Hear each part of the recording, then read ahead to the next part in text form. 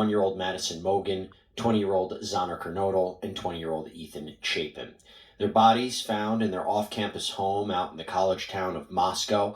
These killings happened 3 weeks ago, and at the time of this recording, no arrests have been made, no suspect identified, and no murder weapon recovered. And joining me to talk about the latest in this investigation is my sidebar co-host, Anjanette Levy, who is on the ground in Moscow, Idaho. Anjanette, it's good to see you. I know it's freezing over there. Before we get into this idea of the car, a very important aspect of this car that police mentioned, can you tell us where you are right now, what the scene is? You know, Jesse, good to be with you. We are about a block away from the house on King Road where these homicides occurred a little more than 3 weeks ago. And where I'm standing right now is in front of the Sigma Chi house. The Sigma Chi house is important in this investigation because Etan Chapin, one of the victims, and his girlfriend, Xana Konoddle, were at a party here at the Sigma Chi house around 9 p.m. on November 12th. That was that Saturday night, hours before these homicides occurred. They then made their way, it's our understanding, made their way from the Sigma Chi house over to the house on King Road, arrived there around 1:45 a.m. There had been some questions. Police had put out a call for information earlier this week about where Etan and Xana were between the hours of 9 p.m. and 1:45 a.m. Were they here the whole time at the Sigma Chi house? I asked that question of the PIO yesterday. I didn't get an answer. He said they had received more information about their whereabouts, but he wouldn't tell me where they were. There's since been some other reporting that they've determined that Etan and Xana were here at the Sigma Chi house all night. We're trying to confirm that, and then made their way over about a block away to the home where they ended up being murdered. Etan, of course, was a member of the fraternity here, and Xana was somebody who was known to the people in the fraternity as well. And by the way, I encourage everybody to follow Anjanette on Twitter for live updates about what's happening. The reason I say that is because I was following you, Anjanette, and you spoke to the Sigma Chi president, right? I did. We met him actually on Tuesday, Reed Offsoon, and he was leaving for class. And we were standing outside trying to talk to members of the fraternity, and we were told they had put out a statement. Reed was very nice, said they didn't want to really say anything, that they had told the FBI, Idaho State Police, and Moscow Police everything they knew. They had given them all the information they had, and that they were cooperating with the investigation. And so he didn't say much more than that, other than he was friends with Etan and Xana, considered them friends. Etan, of course, a member here, lived at the Sigma Chi house.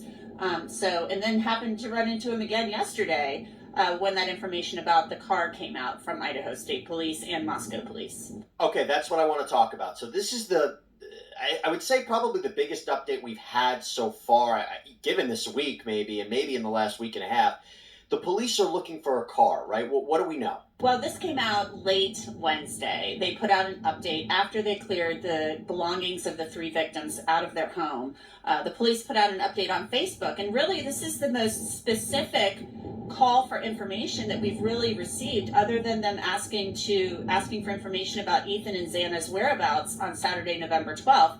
They released some stock photos of a Hyundai Elantra between the years, they believe, of 2011 and 2013. They don't have a license. They put out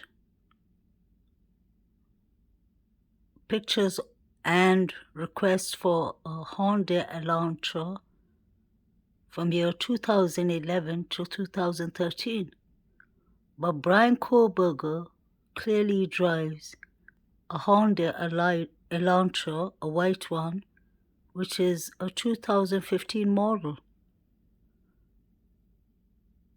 Hyundai Elantra between the years, they believe, of 2011 and 2013. They don't have a license plate number for the vehicle, but they are asking people to, if they have that vehicle, if they own that vehicle, if they know somebody with that vehicle, to call in, because the police say that this vehicle was in the immediate area of the King Road home the morning of the homicides. This happened in the overnight hours on Sunday, November 13th, and they believe that the person or persons, they said occupant or occupants of the vehicle, could have information critical to the case.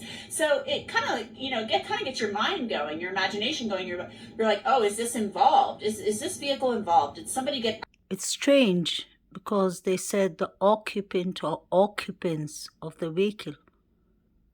That's exactly what the chief said too. So they weren't sure if there was one person or two or three or four people in the car. Wonder if they got the wrong car. Allegedly. Of the homicides. This happened in the overnight hours on Sunday, November 13th, and they believe that the person or persons, they said occupant or occupants of the vehicle could have information critical to the case. So it kind of, gets your mind going, your imagination going. You're like, oh, is this involved? And they said that the occupant or occupants, person or persons, could have information about what happened. So were they searching for a witness or witnesses in a white car? Or was they searching for a witness or witnesses that were suspects?